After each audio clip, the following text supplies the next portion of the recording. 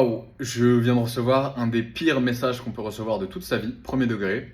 Je vais vous le partager, mais juste avant, je fais cette vidéo, parce que c'est le jour 3 du challenge où je me remets à poster tous les jours après 15 mois d'enfer.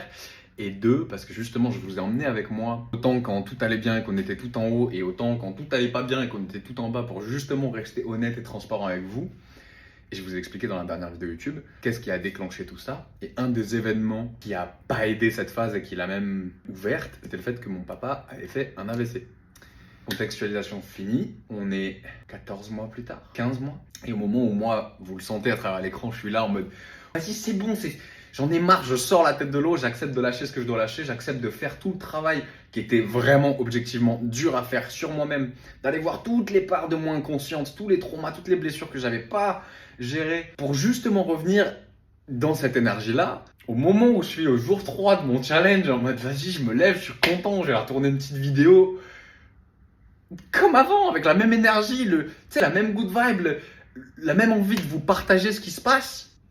Je me réveille et je me mange ce message. Alors, ouais, c'est Tristan, c'est papa. Ben écoute, j'ai un problème ce matin. Je me suis levé, j'ai du mal à marcher. Je sais pas ce qui m'arrive en fait.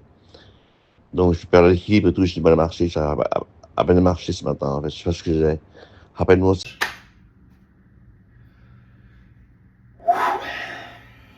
Donc, dès que j'ai vu ce message, j'étais très soulagé parce que juste le fait de recevoir le message, tu peux le voir de deux manières. Soit oulala, c'est très grave, soit ok, cool, j'ai reçu un message, donc ça veut dire que, entre guillemets, ça va, ça aurait pu être pire. Ou il est à l'hôpital, donc ça veut dire qu'il y a des gens qui veillent sur lui.